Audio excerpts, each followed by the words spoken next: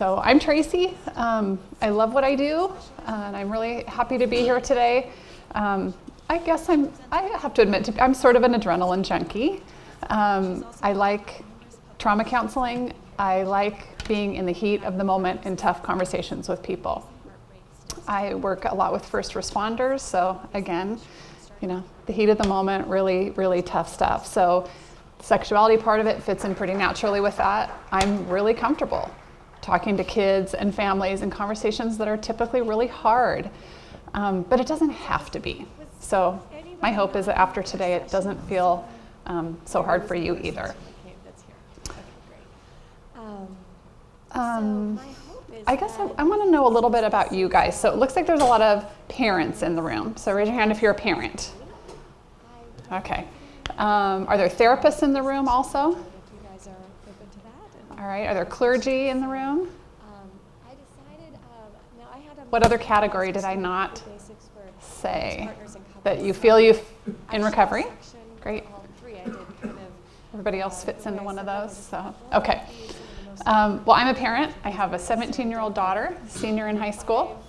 I have a 20-year-old son, and I've been having these conversations with my kids from the time they were young. It's really clear to me that these conversations are not happening enough for our kids.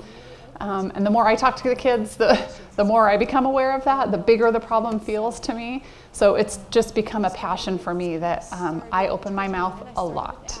Probably a lot of people walk away from conversations with me at the football game or at church or whatever, kind of going, whoa.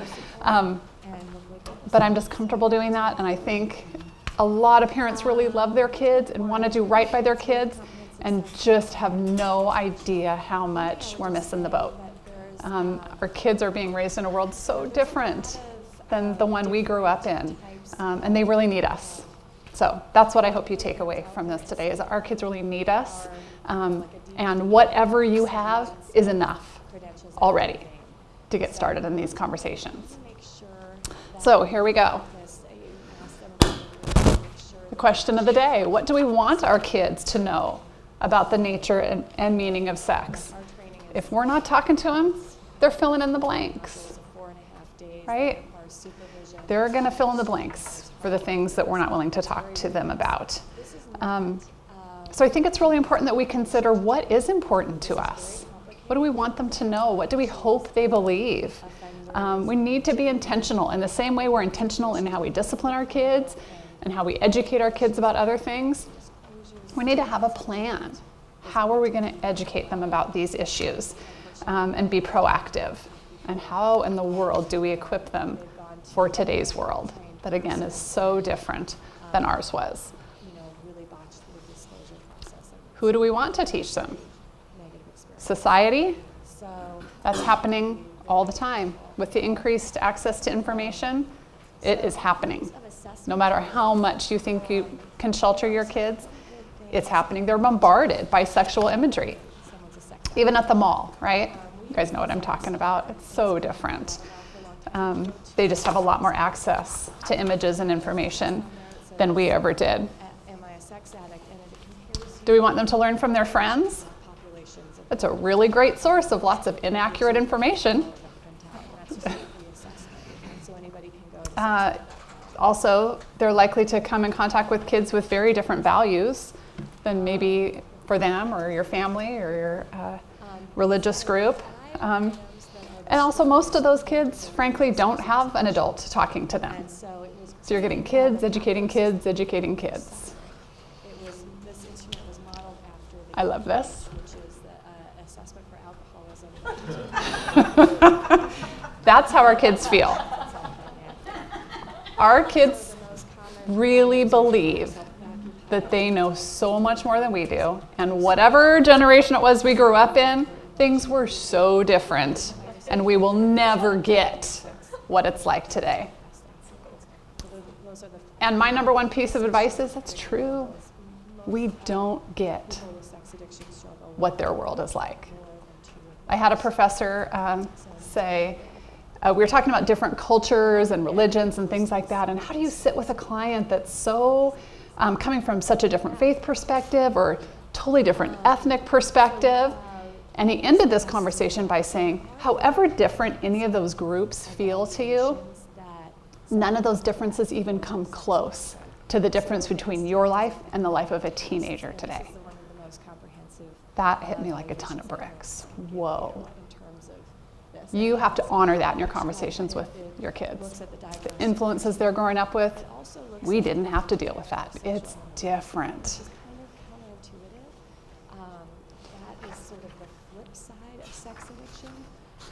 So why do we hold back? Why is this so hard? Why is it uncomfortable? For a lot of people, it's the belief that they're young kids. They're not sexual yet. They don't really need to know anything. We want to guard their innocence as long as possible.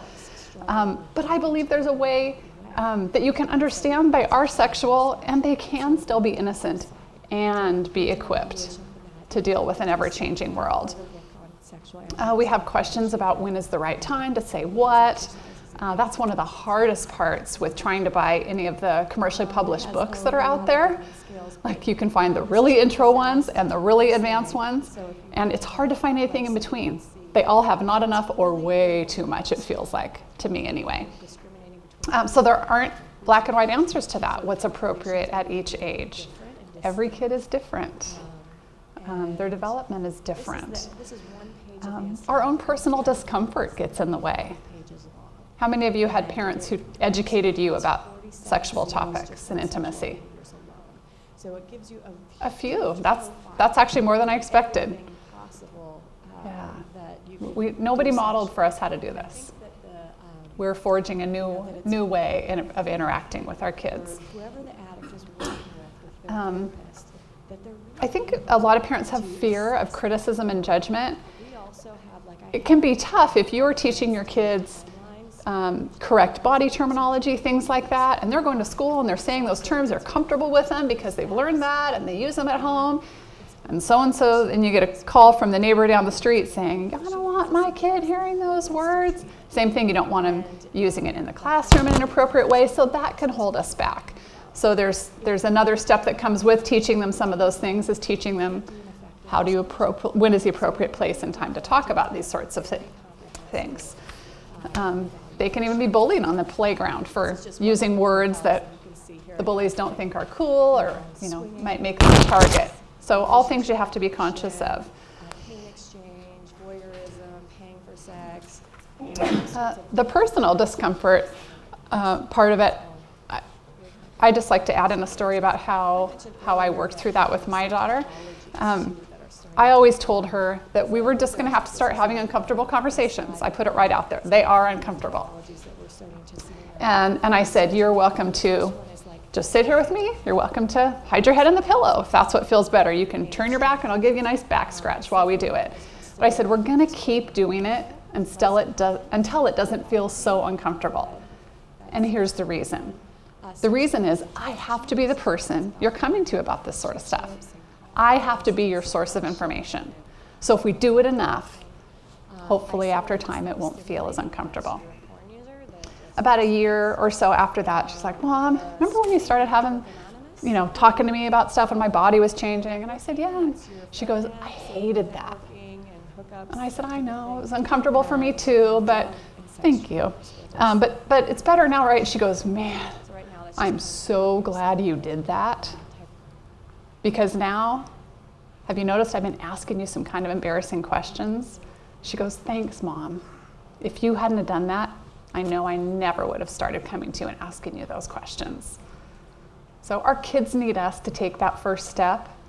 They need us to open the door. Shouldn't be on their shoulders. So what's our goal? This is kind of my mantra. Our goal is to raise thoughtful, intentional decision makers who take responsibility for their sexual desires and practices and have skills and knowledge that will help keep them safe.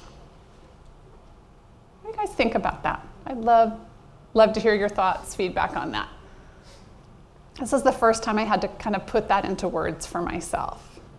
What does that stir up in you?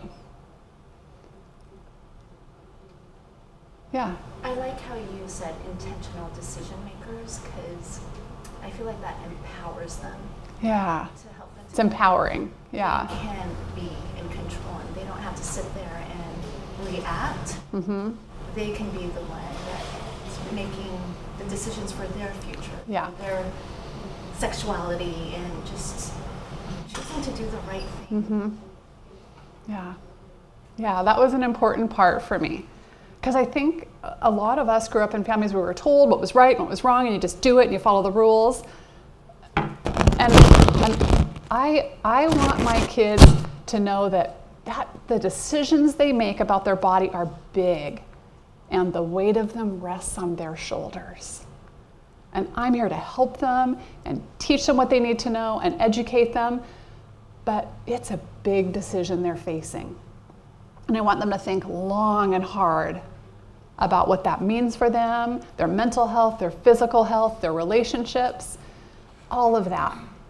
But when you think about discipline and parenting, when we tell our kids, here's what it is, follow the rules, punishment, it's so easy for them to get lost in the rules and us and mad at us. But when we say, here's what it is, make your decision,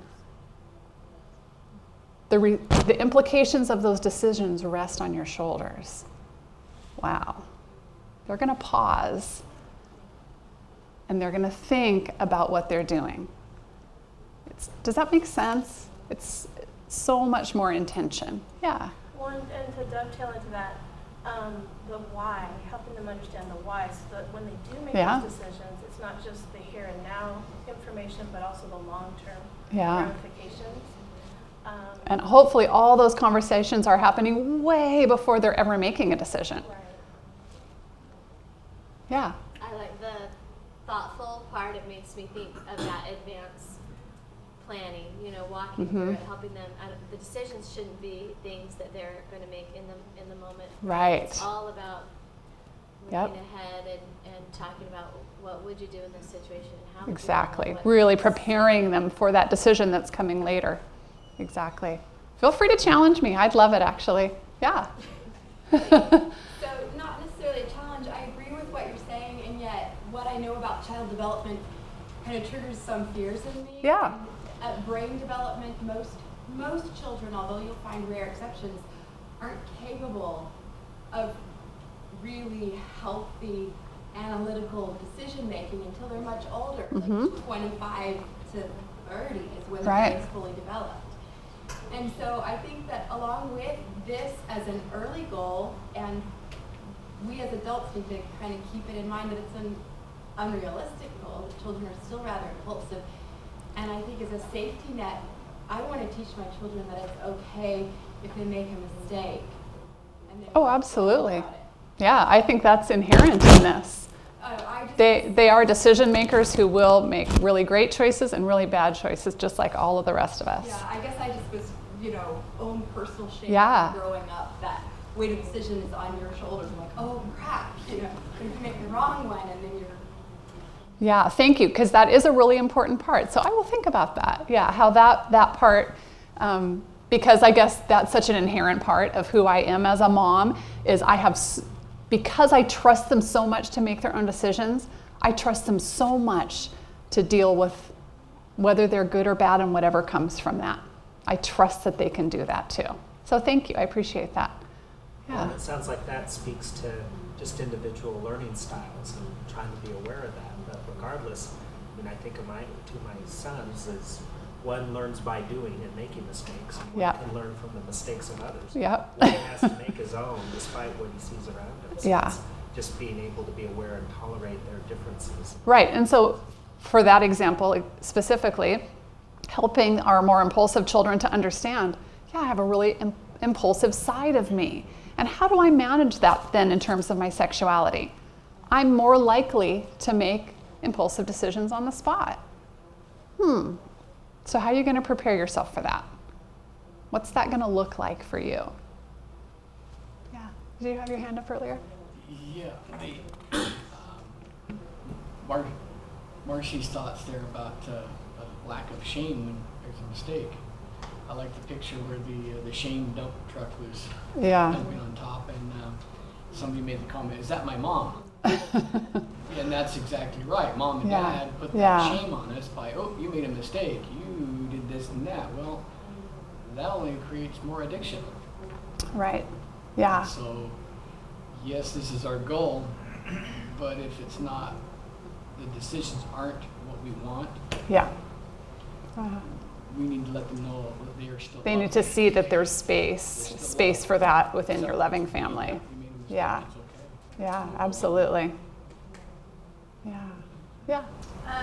I kind of focused on the word safe in the last sentence, Uh-huh. word in the sentence, and then based on these comments, it kind of has opened up my thought to not only keep them safe in terms of avoid Uh-huh. potential mistakes, but then also keep them safe in giving them a safe place to fall.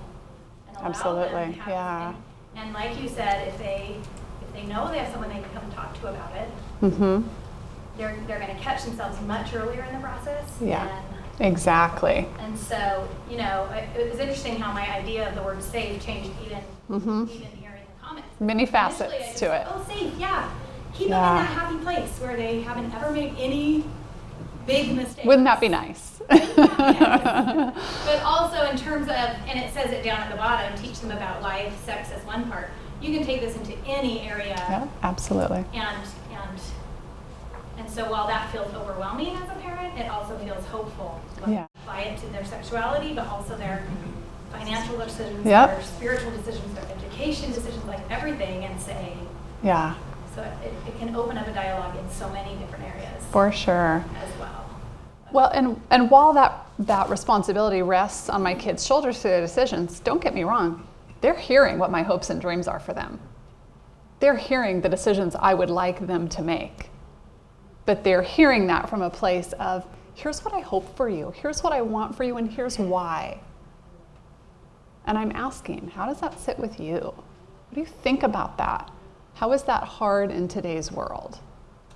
How is that hard when that's a different message than you feel like you're getting from every place else?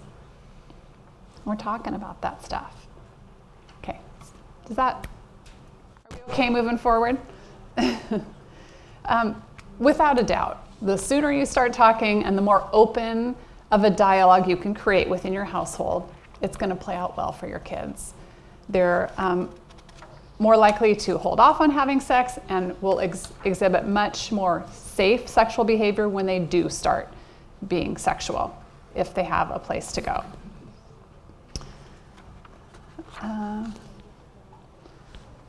So how do kids learn? Have you guys seen that before? 10% of what they read, 20% of what they hear. I can't even read that next one. 30% of what they see and do. I can't read it, sorry. Or 50% see and hear, 70% of what they discuss with others, 80% of what they experience personally, and 95% how they explain it when they explain it to others. So just a good thing to think in mind, keep in mind as we're wanting our kids to absorb information. We need to be careful and intentional in how we do that. We all develop scripts. Is that a term that's comfortable to you guys? It's how we, it's the social role or behavior appropriate to a particular situation that we absorb through cultural influences and other associations with other people. So it's like the story we tell ourselves about family, about sex, about religion, all that stuff. About love, affection, gender roles, relationships, intimacy. Your kids are forming their own scripts about all of those things. So we need to keep all of those things on our radar because they're developing their knowledge, their attitudes, and their values. So gender roles. We have a role to play in standing up to the objectification of women. We need to stand up and talk about how women and men have different roles and expectations set up by society. All these things we need to be on our radar. And like I think you said, it's overwhelming. There's a lot to it. But you're naturally going to start covering a lot of those things as you create these open dialogues with your kids. So I'm a big promoter of just casual conversations. Not the big talk. Not the one big talk that has you covered, done, good. I would really love to see regular, just casual conversations. And for me, it was a really good approach to ask about their friends. It's a really good in to then get back around to what they're thinking or feeling or experiencing. Because they often have a lot of confusion about what their friends are saying or hearing or what's happening in their intimate relationships. There's so much you can do with the setting, timing, and position. I told you that one story about talking with my daughter. A lot of people found in the car is a great time because everybody's looking straight ahead. There's other distractions going on. It's not so intense as sitting down face to face, or even sitting on the couch where you're side by side. Anybody else found any other great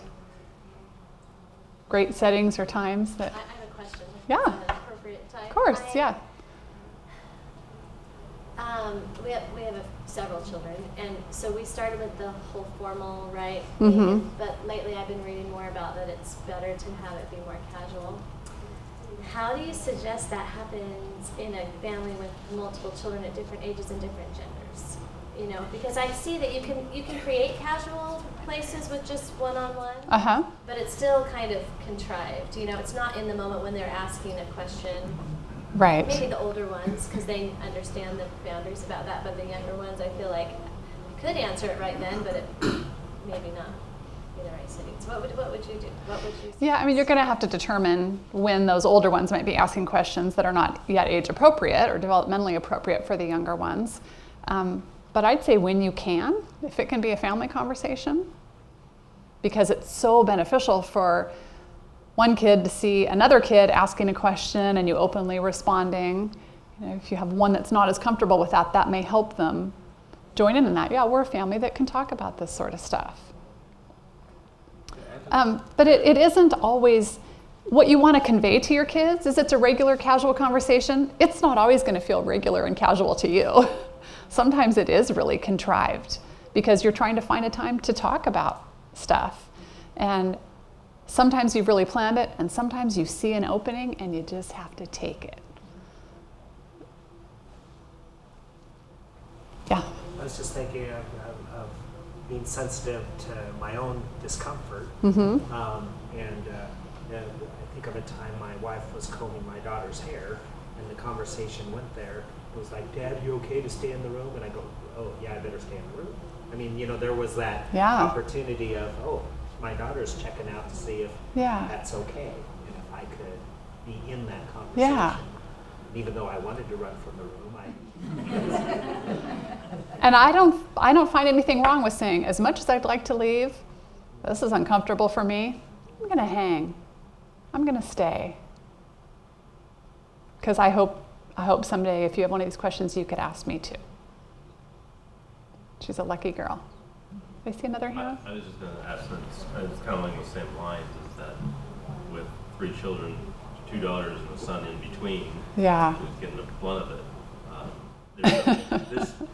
there's the incomfortability, our own incomfortability of like, our daughter's 13, when is it appropriate? Is it appropriate for dad to have these conversations with daughter, or should it be strictly mother to daughter, or parents to daughter? What have you found, especially when you have a daughter and you said a son, older son? Are you both having the conversation? Are you only having the conversation with both of them? In my house, we have a lot of dinner table conversations. We just do, the 4 of us together, which mostly makes my husband squirm more than anybody else.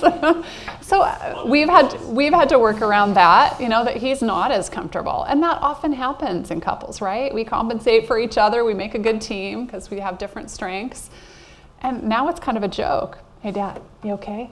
We talk about this? You don't have to say anything. It's okay, but they know he's hanging in there. He's there. He's not withdrawing from the conversation. And guess what? He doesn't squirm quite as much anymore.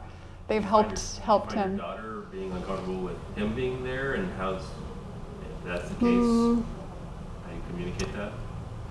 Maybe early on, not so much anymore. It just keeps getting easier. Do you find that the kids just respond to the social cues of the parents then? Oh yeah, they're watching you. That's what makes the daughter uncomfortable. If dad hangs in there or is honest about the uncomfortableness, is working on it, then she's more comfortable? I mean, if there's Yeah, just for that sure. But development- kids have really good radar. They know if you're uncomfortable. So you might as well just put it out there. And I say to my kids, no one ever talked to me about this. No one. They're like, what? Grandma never told you this? I'm like, are you kidding me? Everything I learned when I was a teenager was from my younger sister asking questions I'd never even thought of yet. There was no talk. There was nothing. And I've talked to my kids about what that meant for me then. What that meant when I was making decisions that I had never put thought into before that moment. And how much I don't want that for them.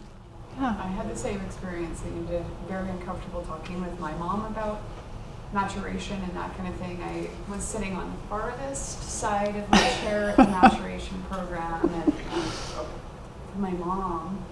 And so I have no problem talking about this with my kids, and so I put that out there first. I have no problem talking about this. In fact, I might talk over.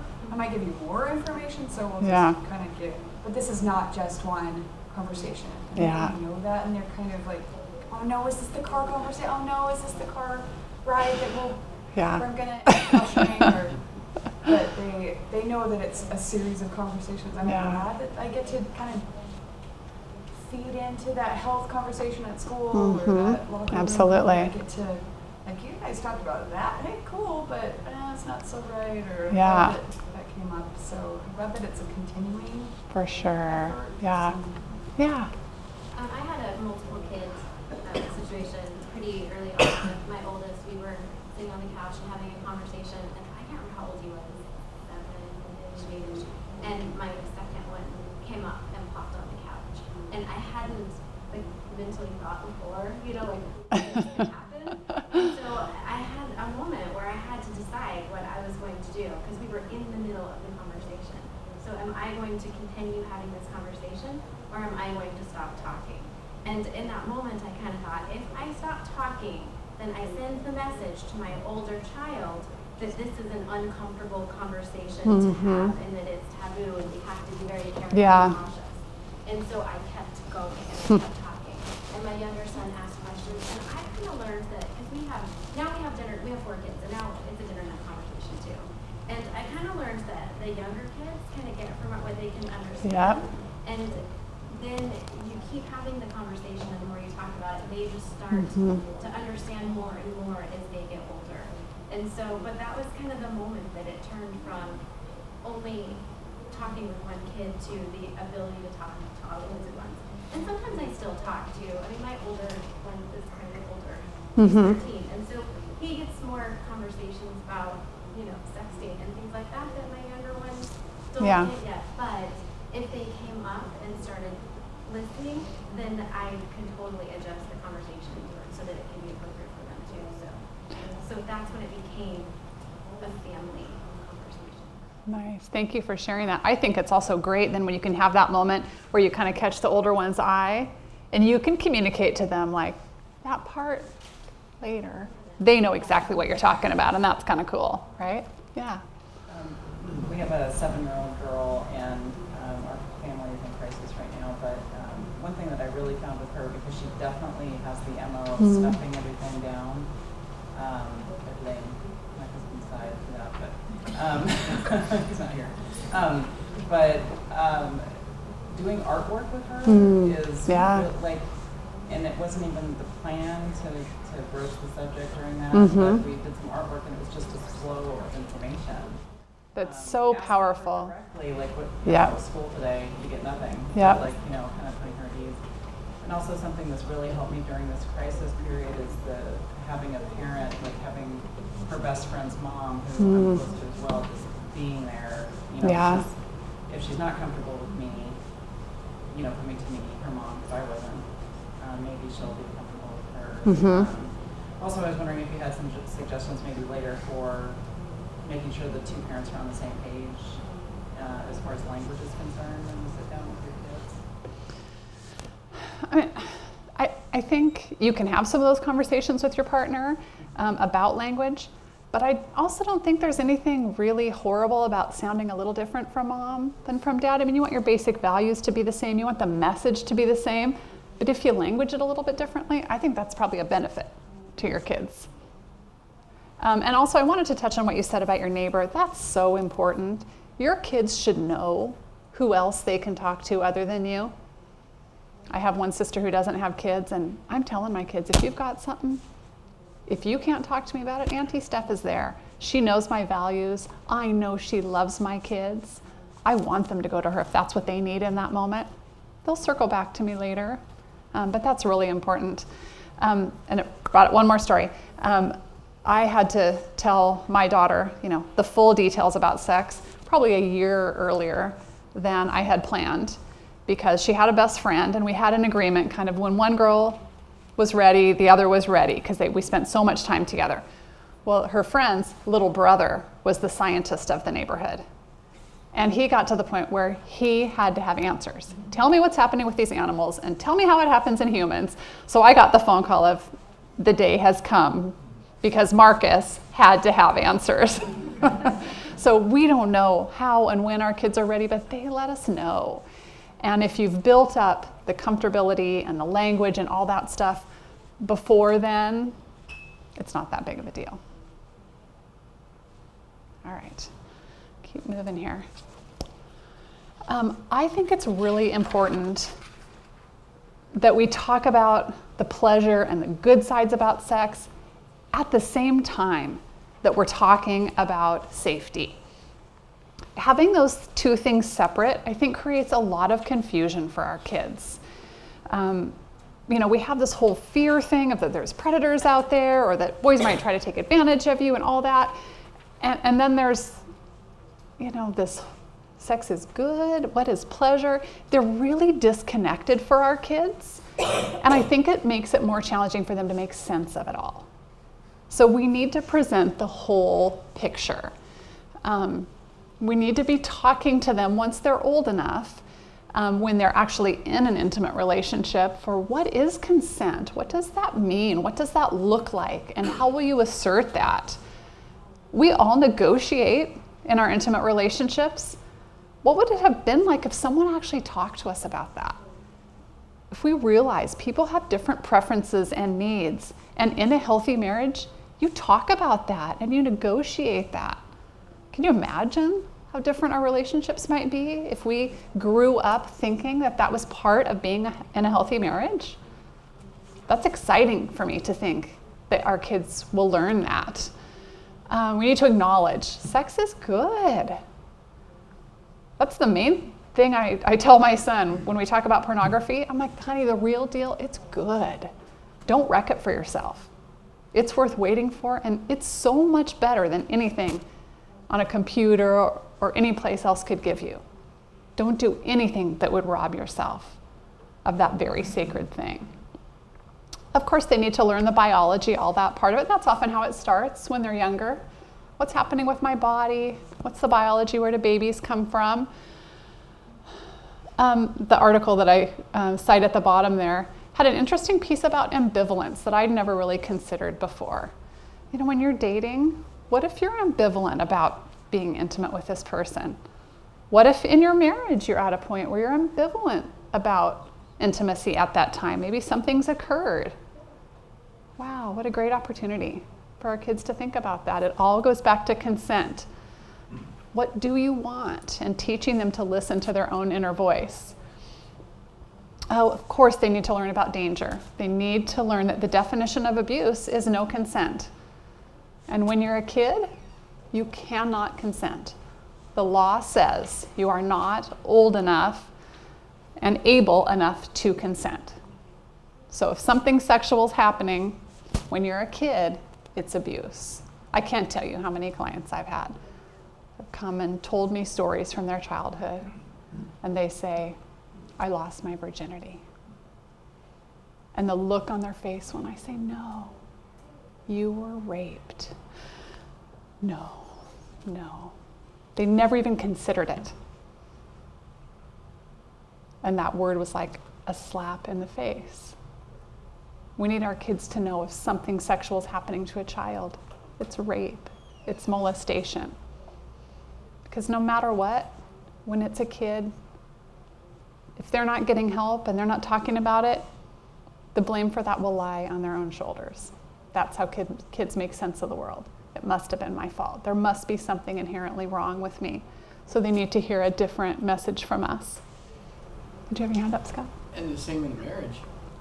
Yeah. In fact, I remember talking to our kids that, a husband can rape his wife. Absolutely. And early in my marriage, I didn't understand that. Yeah. But I did understand that. It was with no consent. And then the wife can take the blame of that event, that evening. Although legally and morally, we have sex, but if there's not consent even within the marriage. Yep. Can happen anytime, anywhere. Yep. Absolutely. We need to be okay talking about healthy, unhealthy, and unhealthy behavior. And in today's world, there's a huge range of what that means. There are no standards that we can say what is healthy and what is unhealthy. And the ideas and images that are out there are more shocking than ever before. So again, we need to empower our kids to consider what is healthy for them. What is unhealthy for them? What are they comfortable with? What is something that they would never consider? They need to make those decisions and be thinking about things before they're in that situation. We need to talk about the emotions involved in sexuality and intimate relationships, the sensations. Teach your kids about their bodies and where those pleasure centers are, and fantasies.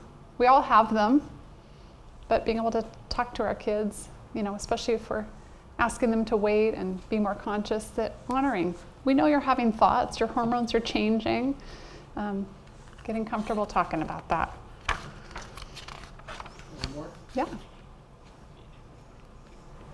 Just this week, our last son, we had the opening to him, but it's not a new topic to the family. We talk openly with all the children. Uh-huh. And so afterwards, the next day, I came up to the other children, and we all sat down, and the young son was there, and I said, so what was it like when we first told you? What was it like when we first told you? Oh. And so he got to hear their thoughts. Hear that, hey, this is a little weird, it's different, you've never thought about it before. Yes, it's acknowledging to my young son that it's okay to think that this is kind of gross at the beginning. Yeah. Because it is. And every child, I thought it was gross when I first heard. Yeah. So acknowledging that emotion. And how cool that they can sit there and watch Dad sit in that uncomfortableness with them. This is hard. It's weird. And each of you went through the same thing. Same thing in your time. The person being weird. So you're really honoring his emotions that you can predict are coming up and giving him a place to talk about those. That's awesome. A lot of courage in this room, in this day. Yeah, it's really impressive to me. So the toddler years, starting to talk to kids about sex. It starts when they're babies. You're wiping their bottom, changing their diaper, talking about what you're doing, who can do that, who can't do that. You're looking for those teachable moments when they're going to the bathroom, when they're in the bathtub, when they're touching themselves, when they have questions. You're just looking for, like I said, when they give you an opening. You want to give accurate but uncomplicated answers. Toddlers don't need a lot of information. They're going to let you know, like she was saying, the little ones started to kind of fade off after a while. They really don't need much, but they need to know you'll tell them the truth. Use correct terminology for the body parts and start early, responding to their natural curiosity. Talk about how boys and girls are different kinds of relationships and how that connects with intimacy. But mostly you just want to set that tone, that this is how it goes in our house. We talk about this sort of stuff just like we talk about everything. It's all normal and okay. You want to specifically address self-touching, especially if that's an issue for one or more of your children. And we want to teach them how to respect and protect their bodies. Putting this here so I can keep track of the time, but it's beeping at me. We want to teach them that no body secrets ever are okay. So because anyone who's likely to abuse them, they're going to tell them that they have to keep the secret, and will likely there will be threats involved in that. So they need to learn early on that body secrets are never okay. And the reality is, I don't have the statistics with me, but a recent report I read, the vast majority, you already know that if kids are going to be abused, it's going to be by someone that they know, right? And the greater majority of the offenders are children. It's happening in our schools and daycares and churches. So that somebody isn't a big bad somebody. Could be anybody, and most likely someone that they know and love. All kids need to know how to protect their bodies.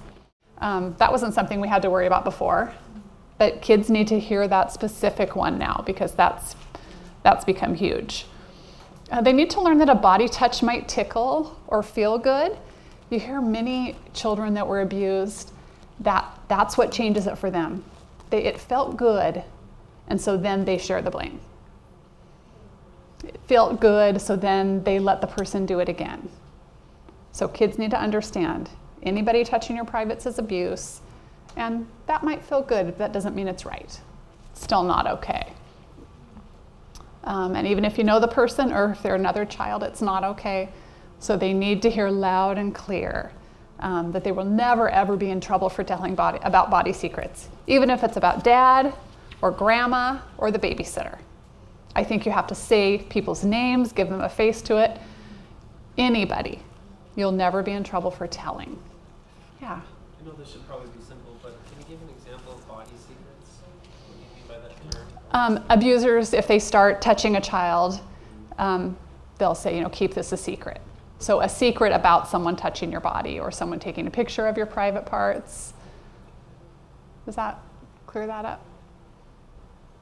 How does that sit with you guys?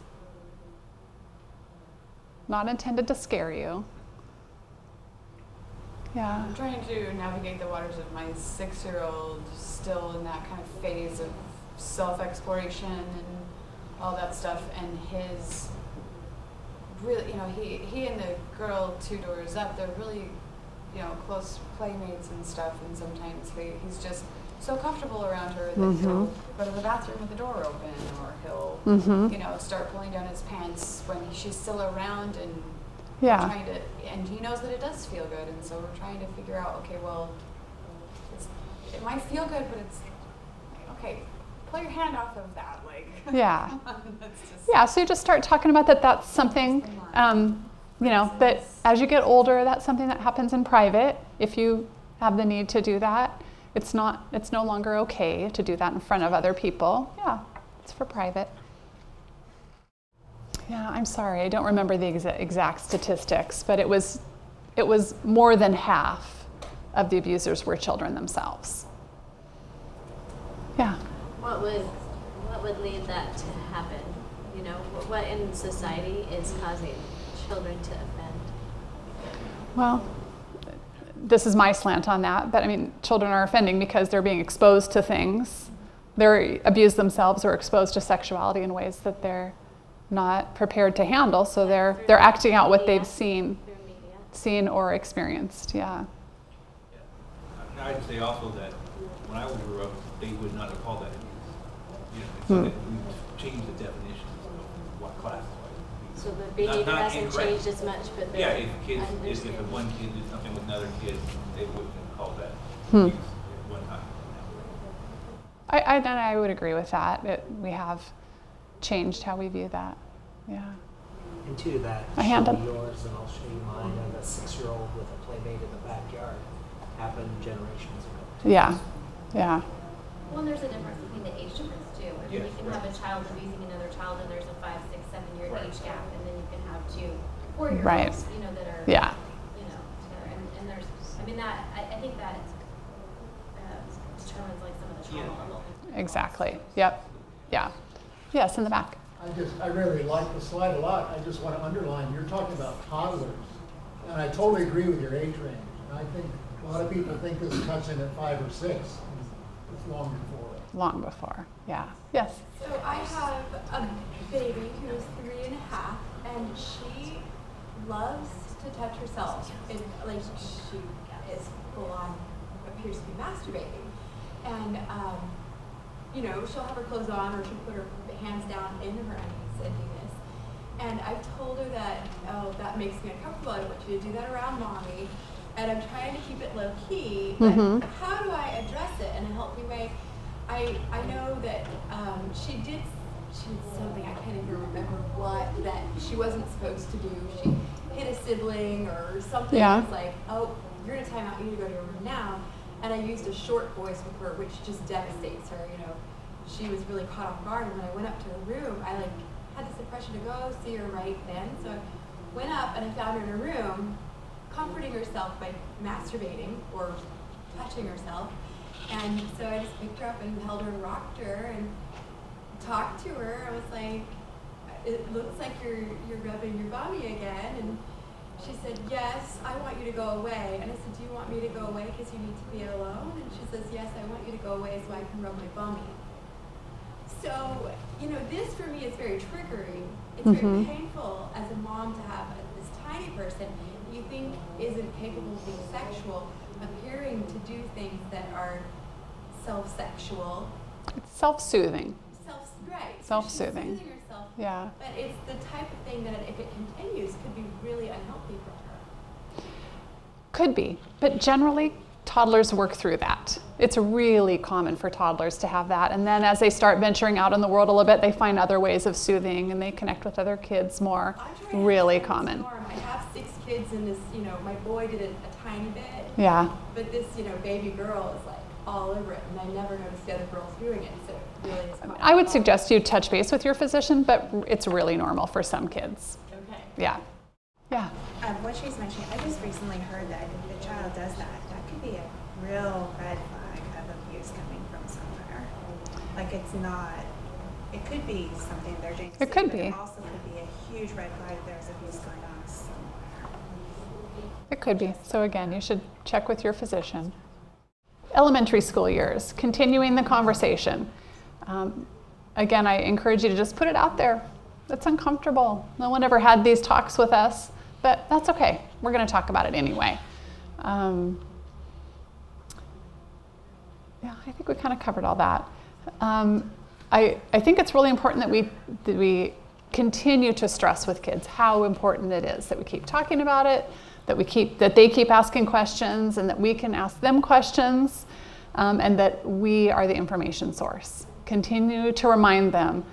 It kind of becomes a funny thing, like, isn't it crazy what some of the kids believe about how this stuff really works? And, you know, if you can kind of make light of it, then it becomes a game of, you know, I heard such and such on the playground. Well, gosh, good thing you already know that that's not how it works.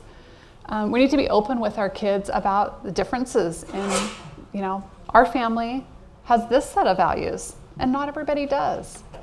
And that's not our job to decide what's best in that family, but you have to decide what's best for you, and we have to decide what's best for our family. But if we don't help point that out to kids, it's really confusing for them. They're trying to understand why people are making different choices, and kids are getting different messages from different parents. So if we can point that out, where your values come from, why do you believe what you believe? Then they have a foundation for it. It makes sense to them. Trust that they can make sense of it too. Some of the topics you'll want to cover are, and you know, someone said we can dovetail kind of on what they're being taught in school and other places. So menstruation, intercourse, pregnancy, addressing puberty and body changes as they're happening and before they're happening. We need to be open about the media influences. They need to hear from us. Gosh, when Victoria's Secret first came to the mall, people were shocked. We never used to see things like that. What is that like to grow up in a world where those images are everywhere? How far is too far for you? Hard conversations to have, but really vital things for our kids to think about. We want to build a foundation for the relational aspect of sexuality. I can't stress enough, the message out there in society is that's just for fun. Kids aren't really getting that connection about love and relationships and how sexuality dovetails with that. It's so separate and kind of each person's right. And that's probably so different from what we all believe, but are our kids hearing that from us? I was with a bunch of young adults not long ago, and a 21-year-old woman was talking about becoming sexually active in her teenage years and stuff. And she said, how come no one ever told me the emotional after effects of sex? No one ever I didn't know that existed. And so like, that's a thing. It is a thing, absolutely. We have to start young talking about pornography. I don't care what sort of software you have on your computer, your kids will see pornography. It's out there. By like 5th, 6th grade, I was hearing kids in school are sitting in class on their smartphones looking at pornography. It's popping up on your computer no matter how hard you try to prevent it. It can't. You have to prepare them that it might happen, even if you don't believe me that it will. It's not if, it's when. It's when. I'm sorry to say, but it's when. We need to talk to our kids about what happens when that picture accidentally pops up. Why is it bad for us to be looking at that? Why do some people want to look at that? If we can't explain that to them, then it becomes this big secret, this big thing that we're just not willing to tell them. And what does that do? Make them more curious. But if you're willing to put it out there and say, you know what? Some adults like to look at pictures like this. Here's why it's really bad for kids. If you're still developing and your brain's getting hit with these images, it's going to mess you up for the real thing later. Your brain's not ready. What is considered pornography these days? Oh, that's a good question. She said, what is considered pornography these days? That's a really good question. I certainly don't have an answer because it's changing, isn't it? Yeah, that's a really good question. Depending on your values could be different. Yeah. One person, if your values are here, pornography's going to be way different than if your values are here.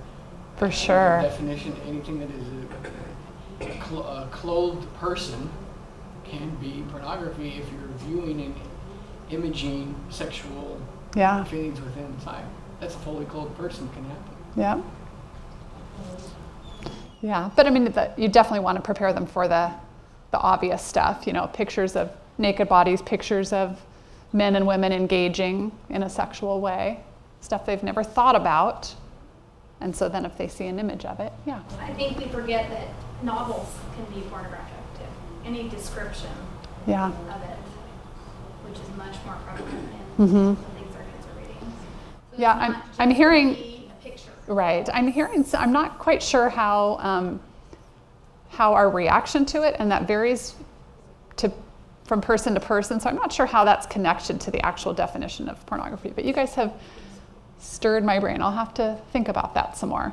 Well, one adolescent told me, you know, I read my mom's copy of 50 Shades of Grey, you know, and that's before the movie came out, and so she was making an association for her of what was pornography. Absolutely, yeah. Sometimes I even worry about like the bra ads that come up from the department stores, and I find myself quickly hiding those. I have a couple of growing teenage boys, and it just doesn't feel right to me to have those out. They are really good about walking down the mall and looking at images out there and look at me, Mom. We cover up. It causes a reaction for them. We cover up the bikini gals on, you know, at the checkout counter at the grocery store with those little Reader's Digest ones. And hey, let's put some spaghetti on her. And I mean, it's not out of the game, but it's really helped my sons to be like, okay, I need to be sensitive to the images that I'm seeing. If you're a teenage boy, you will react. And they have this dress that comes down to their belly button. Yeah. I need to put some spaghetti on her. Yeah, but so great that you've made a game of it with your boys and they can talk about it and you're just honoring. This causes me to react. Yeah, it's real. I think when you have situations like that, when you're walking down the aisle, yes, you want to cover it up, but I would also have a conversation around it too. Like, what is this teaching you about womanhood? What is this teaching you about manhood? What is this teaching you about your sexuality? So that you're not just like pushing it away, but you're actually having a conversation about what this is teaching. Yeah, what is the message that they're trying to send? And what is their goal? Their goal is to make money. And what are they capitalizing on? Yeah, and at the same time, I would get, ads and just quickly recycle, right, immediately. But then we had a discussion once about the shame and hidden secrecy of all of that. And so I tried to be a little more open and just say, don't worry, I got rid of the underwear ad. I just want them to know, like, it came, we figured it out, it's not a big deal, we can discuss it. Yeah, trying to make it a little more open. Keeping it open and lighthearted, yeah.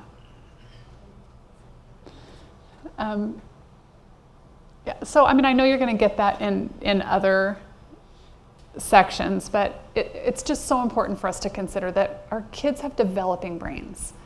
It's very different for a child's brain to be viewing pornography than it is for an adult's brain. And we know now that our brains are constantly growing and changing, but our brains work like our muscles. Whatever you use, it gets stronger. And if your sexual connections, as you're learning about sex and growing and developing, if those are all tied to the viewing of pornography, that then becomes your stimulus response. You've strengthened that muscle. And all that other circuitry isn't being connected.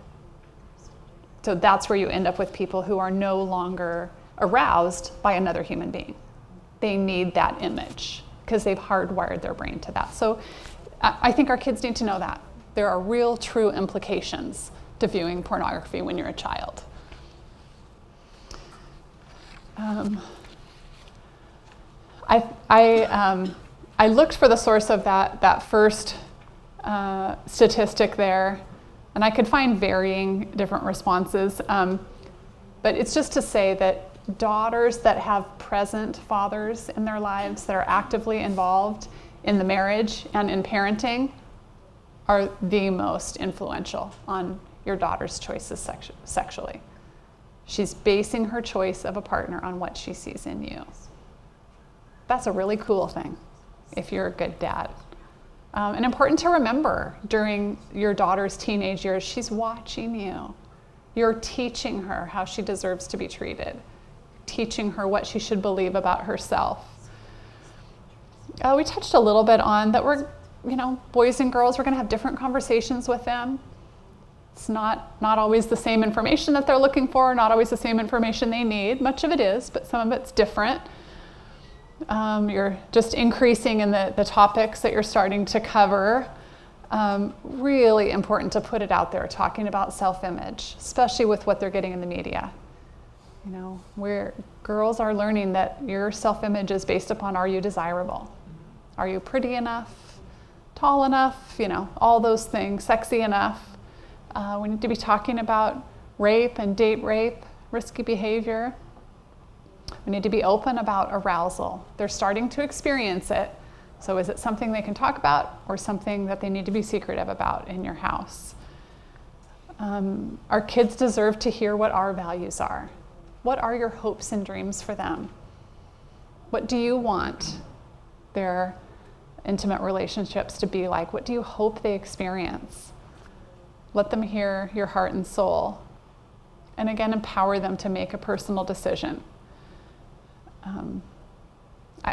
I think it's setting positive expectations when I'm telling my kids sex is good. It's worth waiting for. It's worth being intentional about, and it's worth protecting.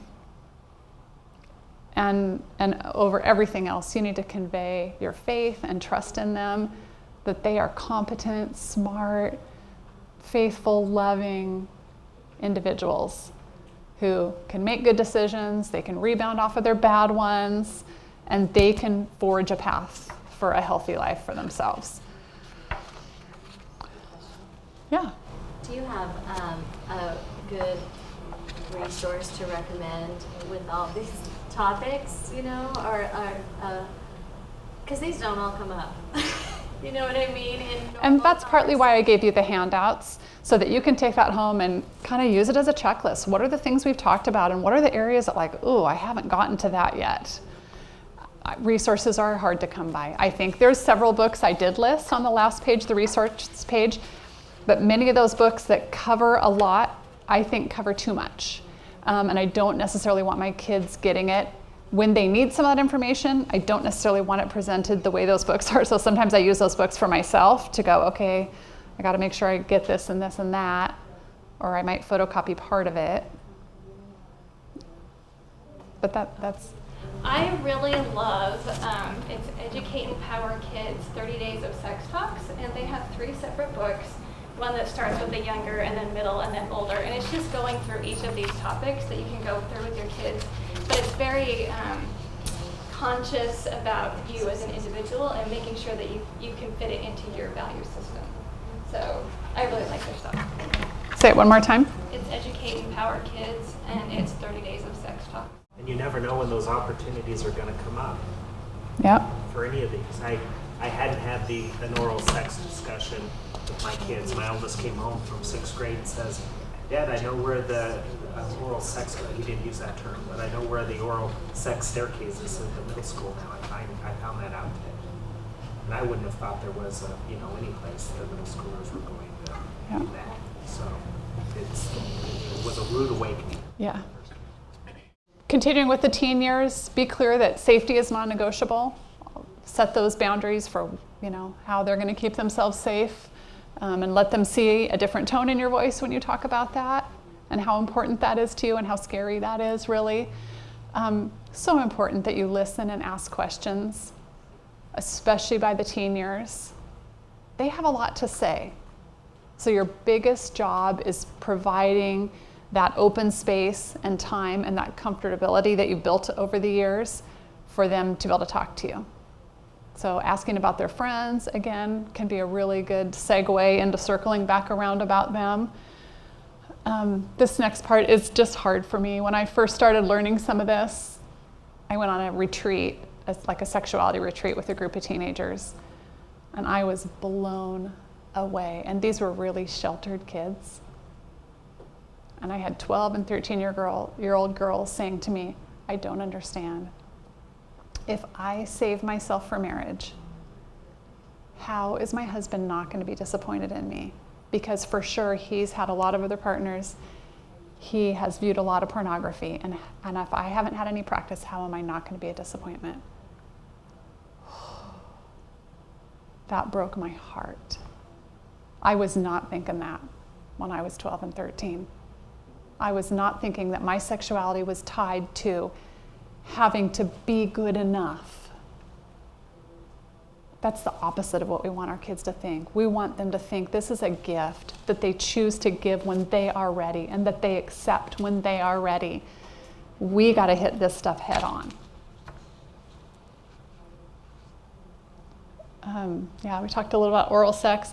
That is not sex in our kids' world right now. It's something you can do and still say you're a virgin. It's just accepted that all kids will see pornography, and it's certainly okay for boys to be looking at it. Helps keep them off of us girls for a while, keeps them occupied.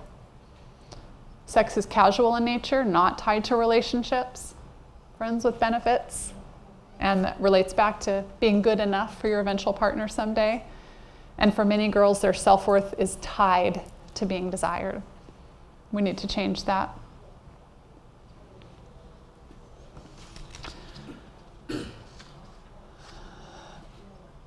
We talked about the development and the addictive nature. This morning's presentation was wonderful, and I just loved that. I'm going to skip to this last part because we're just about done here. We need to help them critically evaluate the images that they're seeing, because they are going to see them. We need to help them be able to look at those images and say, what is wrong with that? And what is wrong with that is that people then grow up believing that that's normal sexual behavior, that those are normal bodies doing normal things, and it's not. It's a huge amount of aggressive behavior in pornography, mostly against women, and no remorse for that is shown from the men at all. It's not loving in nature. So unfortunately, this is our new reality. We have to equip them to be able to be thoughtful about that and think about it and say, what's wrong with that? And what is different in that than what I want for my own intimate relationships? All right, and then I did have that resource page, but again, I think it's hard. I think it's hard to find a book that you could just hand to your kid. Nothing can take the place of you. And like I said at the beginning, you have everything your kid needs to get started. And you can grow and learn with them. But start today. Start this weekend. Our kids desperately need and deserve adults that will join them in this crazy world of sexuality, because they're getting lots of information, and I want you to be their main source. Thank you so much. I love how much everybody participated and that we got to have a more active time together. So thank you very much.